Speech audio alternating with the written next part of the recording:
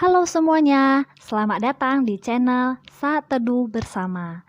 Channel ini sengaja dibuat untuk kamu yang mungkin selama ini rindu saat teduh atau merenungkan firman Tuhan, tapi selalu gagal untuk memulainya. Atau belum selesai membaca firman Tuhan sampai habis. Sekarang, kamu bisa memulainya bersama saya. Setiap pasal-pasal yang saya bacakan, kamu juga bisa ikutan membacanya ya. Kita akan sama-sama membaca dan merenungkan firman Tuhan sehari demi sehari sampai menyelesaikan seluruh Alkitab.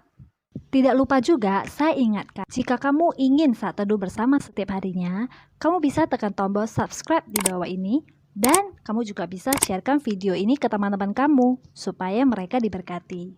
Mari kita mulai saat teduh bersama dengan memperkatakan janji iman atau promise of faith sebagai langkah komitmen kita bersama. Kita baca bersama-sama ya. Dimulai dari versi bahasa Inggrisnya. Kamu sudah siap? Kita mulai. I love my Bible. I read it every day. I meditate it. I just do it. I finish it and repeat it. Saya cinta Alkitab. Saya membacanya setiap hari. Saya merenungkannya. Saya melakukannya. Saya menyelesaikan dan mengulanginya. Mari kita berdoa. Tuhan Yesus, kami mau membaca firman-Mu. Terangi hati kami agar kami dapat mengerti dan menghidupi kebenaran-Mu. Di dalam nama Tuhan Yesus, amin. Matius pasal 26. Pemberitahuan keempat tentang penderitaan Yesus. Rencana untuk membunuh Yesus. Setelah Yesus selesai dengan segala pengajarannya itu, berkatalah ia kepada murid-muridnya, "Kamu tahu bahwa 2 hari lagi akan dirayakan Paskah, maka Anak Manusia akan diserahkan untuk disalibkan." Pada waktu itu berkumpullah imam-imam kepala dan tua-tua bangsa Yahudi di istana imam besar yang bernama Kayafas. Dan mereka merundingkan suatu rencana untuk menangkap Yesus dengan tipu muslihat dan untuk membunuh dia. Tetapi mereka berkata, jangan pada waktu perayaan, supaya jangan timbul keributan di antara rakyat. Yesus diurapi. Ketika Yesus berada di Betania di rumah Simon si Kusta, datanglah seorang perempuan kepadanya membawa sebuah buli-buli pualam berisi minyak wangi yang mahal. Minyak itu dicurahkannya ke atas kepala Yesus yang sedang duduk makan. Melihat itu murid-murid gusar dan berkata, untuk apa pemborosan ini? Sebab minyak itu dapat dijual dengan mahal dan uangnya dapat diberikan kepada orang-orang miskin. Tetapi Yesus mengetahui pikiran mereka lalu berkata, "Mengapa kamu menyusahkan perempuan ini? Sebab ia telah melakukan suatu perbuatan yang baik padaku. Karena orang-orang miskin selalu ada padamu, tetapi aku tidak akan selalu bersama-sama kamu. Sebab dengan mencurahkan minyak itu ke tubuhku, ia membuat suatu persiapan untuk penguburanku. Aku berkata kepadamu, sesungguhnya di mana saja Injil ini diberitakan di seluruh dunia, apa yang dilakukannya ini akan disebut juga untuk mengingat dia." Yudas mengkhianati Yesus. Kemudian pergilah seorang dari ke-12 murid itu yang bernama Yudas Iskariot kepada imam-imam kepala. Ia berkata, "Apa yang hendak kamu berikan kepadaku, supaya aku menyerahkan dia kepada kamu?" Mereka membayar dia 30 uang perak kepadanya. Dan mulai saat itu ia mencari kesempatan yang baik untuk menyerahkan Yesus. Yesus makan Paskah dengan murid-muridnya. Pada hari pertama pada hari raya roti tidak beragi, datanglah murid-murid Yesus kepadanya dan berkata, "Di mana engkau kehendaki kami mempersiapkan perjamuan Paskah bagimu?" Jawab Yesus, "Pergilah ke kota kepada si Anu dan katakan kepadanya, pesan guru, waktuku hampir tiba. Di dalam rumah mula aku mau merayakan Paskah bersama-sama dengan murid-muridku." Lalu murid-muridnya melakukan seperti yang ditugaskan Yesus kepada mereka dan mempersiapkan Paskah. Setelah hari malam, Yesus duduk makan bersama-sama dengan ke-12 murid itu. Dan ketika mereka sedang makan, ia berkata, "Aku berkata kepadamu, sesungguhnya seorang di antara kamu akan menyerahkan aku." Dan dengan hati yang sangat sedih, berkatalah mereka seorang demi seorang kepadanya, "Bukan aku ya Tuhan." Ia menjawab, "Dia yang bersama-sama dengan aku mencelupkan tangannya ke dalam pinggan ini, dialah yang akan menyerahkan aku. Anak manusia memang akan pergi sesuai dengan yang ada tertulis tentang dia. Akan tetapi celakalah orang yang olehnya anak manusia itu diserahkan. Adalah lebih baik bagi orang itu sekiranya ia tidak dilahirkan." Yudas yang hendak menyerahkan dia itu menjawab katanya, "Bukan aku ya Rabi." Kata Yesus kepadanya, "Engkau telah mengatakannya." Penetapan perjamuan malam. Dan ketika mereka sedang makan, Yesus mengambil roti, mengucap berkat, memecah-mecahkannya, lalu memberikannya kepada murid-muridnya dan berkata, "Ambillah, makanlah, inilah tubuhku." Sesudah itu ia mengambil cawan, mengucap syukur lalu memberikannya kepada mereka dan berkata, "Minumlah kamu semua dari cawan ini. Sebab inilah darahku, darah perjanjian yang ditumpahkan bagi banyak orang untuk pengampunan dosa. Akan tetapi aku berkata kepadamu, mulai dari sekarang aku tidak akan minum lagi hasil pokok anggur ini sampai pada hari aku meminumnya, yaitu yang baru bersama-sama dengan kamu dalam kerajaan Bapakku." Petrus akan menyangkal Yesus. Sesudah menyanyikan nyanyian pujian, pergilah Yesus dan murid-muridnya ke Bukit Zaitun. Maka berkatalah Yesus kepada mereka, "Malam ini kamu semua akan tergoncang imanmu karena aku. Sebab ada tertulis, aku akan membunuh gembala dan kawanan domba itu akan tercerai-berai. Akan tetapi sesudah aku bangkit, aku akan mendahului kamu ke Galilea." Petrus menjawabnya, "Biarpun mereka tergoncang imannya karena engkau, aku sekali-kali tidak." Yesus berkata kepadanya, "Aku berkata kepadamu, sesungguhnya malam ini sebelum ayam berkokok, engkau telah menyangkal aku 3 kali." Kata Petrus kepadanya, "Sekalipun aku harus mati bersama-sama engkau, aku tak akan menyangkal engkau." Semua murid yang lain pun berkata demikian juga. Di Taman Getsemani. Maka sampailah Yesus bersama-sama murid-muridnya ke suatu tempat yang bernama Getsemani. Lalu ia berkata kepada murid-muridnya, "Duduklah di sini sementara aku pergi ke sana untuk berdoa." Dan ia membawa Petrus dan kedua anak Zebedeus sertanya, maka mulailah ia merasa sedih dan gentar. Lalu katanya kepada mereka, "Hatiku sangat sedih seperti mau mati rasanya. Tinggallah di sini dan berjaga-jagalah dengan aku." Maka ia maju sedikit lalu sujud dan berdoa katanya, "Ya Bapakku, jikalau sekiranya mungkin, biarlah cawan ini lalu daripadaku. Tetapi janganlah seperti yang ku kehendaki, melainkan seperti yang engkau kehendaki." Setelah itu ia kembali kepada murid-muridnya itu dan mendapati mereka sedang tidur. Dan ia berkata kepada Petrus, "Tidakkah kamu sanggup berjaga-jaga 1 jam saja dengan aku? Berjaga-jagalah dan berdoalah supaya kamu jangan jatuh ke dalam pencobaan. Roh memang penurut tetapi daging lemah."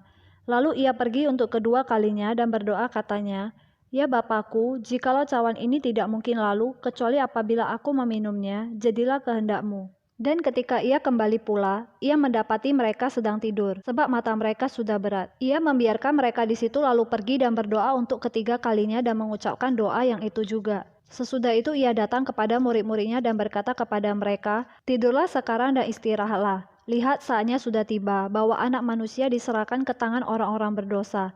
Bangunlah, marilah kita pergi. Dia yang menyerahkan aku sudah dekat." Yesus ditangkap. Waktu Yesus masih berbicara, datanglah Yudas, salah seorang dari ke-12 murid itu. Dan bersama-sama dia serombongan besar orang yang membawa pedang dan pentung, disuruh oleh imam-imam kepala dan tua-tua bangsa Yahudi. Orang yang menyerahkan dia telah memberitahukan tanda ini kepada mereka, "Orang yang akan kucium, itulah dia, tangkaplah dia." Dan segera ia maju mendapatkan Yesus dan berkata, "Salam Rabi," lalu mencium dia. Tetapi Yesus berkata kepadanya, "Hai teman, untuk itukah engkau datang?" Maka majulah mereka memegang Yesus dan menangkapnya. Tetapi seorang dari mereka yang menyertai Yesus mengulurkan tangannya, menghunus pedangnya dan meletakkannya kepada hamba imam besar sehingga putus telinganya. Maka kata Yesus kepadanya, "Masukkan pedang itu kembali ke dalam sarungnya. Sebab barang siapa menggunakan pedang, akan binasa oleh pedang. Atau kau sangka bahwa aku tidak dapat berseru kepada Bapakku, supaya ia segera mengirim lebih dari 12 pasukan malaikat membantu aku? Jika begitu, bagaimanakah akan digenapi yang tertulis dalam kitab suci yang mengatakan bahwa harus terjadi demikian?" Pada saat itu Yesus berkata kepada orang banyak, "Sangkamu aku ini penyamun, maka kamu datang lengkap dengan pedang dan pentung untuk menangkap aku. Padahal tiap-tiap hari aku duduk mengajar di Bait Allah dan kamu tidak menangkap aku. Akan tetapi semua ini terjadi supaya genap yang ada tertulis dalam kitab nabi-nabi." Lalu semua murid itu meninggalkan dia dan melarikan diri. Yesus di hadapan mahkamah agama. Sesudah mereka menangkap Yesus, mereka membawanya menghadap Kayafas, imam besar. Di situ telah berkumpul ahli-ahli Taurat dan tua-tua. Dan Petrus mengikuti dia dari jauh sampai ke halaman imam besar dan setelah masuk ke dalam, ia duduk di antara pengawal-pengawal untuk melihat kesudahan perkara itu. Imam-imam kepala malah seluruh mahkamah agama mencari kesaksian palsu terhadap Yesus supaya ia dapat dihukum mati. Tetapi mereka tidak memperolehnya. Walaupun tampil banyak saksi dusta, tetapi akhirnya tampillah 2 orang yang mengatakan, "Orang ini berkata, aku dapat merubuhkan Bait Allah dan membangunnya kembali dalam 3 hari." Lalu imam besar itu berdiri dan berkata kepadanya, "Tidakkah engkau memberi jawab atas tuduhan-tuduhan saksi-saksi ini terhadap engkau?" Tetapi Yesus tetap diam. Lalu kata imam besar itu kepadanya, "Demi Allah yang hidup, katakanlah kepada kami, apakah engkau Mesias, anak Allah atau tidak?" Jawab Yesus, "Engkau telah mengatakannya, akan tetapi aku berkata kepadamu, mulai sekarang kamu akan melihat Anak Manusia duduk di sebelah kanan Allah yang Maha Kuasa dan datang di atas awan-awan di langit." Maka imam besar itu mengoyakkan pakaiannya dan berkata, "Ia menghujat Allah. Untuk apa kita perlu saksi lagi? Sekarang telah kamu dengar hujatnya. Bagaimana pendapat kamu?" Mereka menjawab dan berkata, "Ia harus dihukum mati." Lalu mereka meludahi mukanya dan meninjunya. Orang-orang lain memukul dia dan berkata, "Cobalah katakan kepada kami, hai Mesias, siapakah yang memukul engkau?" Petrus menyangkal Yesus. Sementara itu, Petrus duduk di luar di halaman. Maka datanglah seorang hamba perempuan kepadanya, katanya, "Engkau juga selalu bersama-sama dengan Yesus, orang Galilea itu." Tetapi ia menyangkalnya di depan semua orang. Katanya, "Aku tidak tahu apa yang engkau maksud." Ketika ia pergi ke pintu gerbang, seorang hamba lain melihat dia dan berkata kepada orang-orang yang ada di situ, "Orang ini bersama-sama dengan Yesus, orang Nazaret itu." Dan ia menyangkalnya pula dengan bersumpah, "Aku tidak kenal orang itu." Tidak lama kemudian, orang-orang yang ada di situ datang kepada Petrus dan berkata, "Pasti engkau juga salah seorang dari mereka, itu nyata dari bahasamu." Maka mulailah Petrus mengutuk dan bersumpah, "Aku tidak kenal orang itu," dan pada saat itu berkokoklah ayam. Maka teringatlah Petrus akan apa yang dikatakan Yesus kepadanya, "Sebelum ayam berkokok, engkau telah menyangkal aku 3 kali." Lalu ia pergi keluar dan menangis dengan sedihnya. Kita sudah selesai membacakan satu pasal hari ini. Hore, selamat untuk kita semua.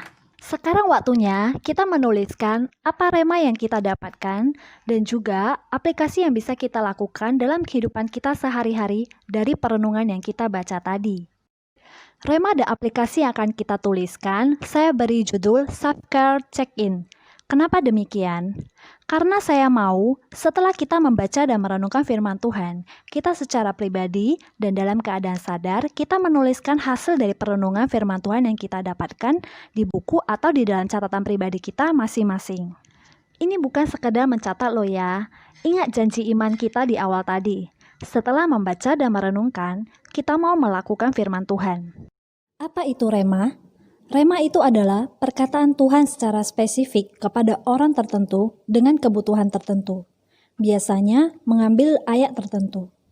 Tapi di sini bisa juga kita langsung menuliskan saja rema yang kita dapatkan dengan bahasanya kita sendiri. Dan berikut aplikasi. Apa itu aplikasi? Aplikasi adalah melakukan atau mempraktekkan sesuatu yang kita mengerti. Jadi di sini, sesuatu yang mau kita lakukan, cukup tuliskan satu saja. Kalau bisa sejelas atau sedetail mungkin, apa yang mau kita lakukan atau kita ubah dari rema yang kita dapat.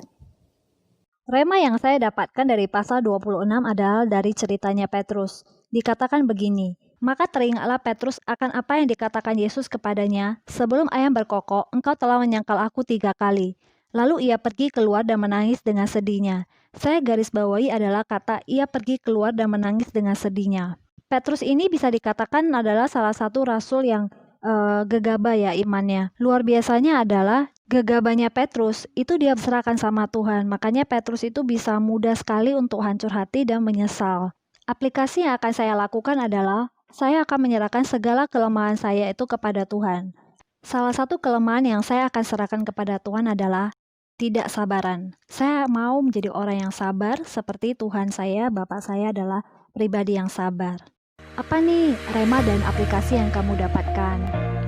Rema dan aplikasi dari kamu bisa tuliskan di dalam kolom komentar di bawah ini ya, agar saya dan teman-teman yang lain bisa diberkati. Mari kita akhiri perenungan hari ini dengan doa.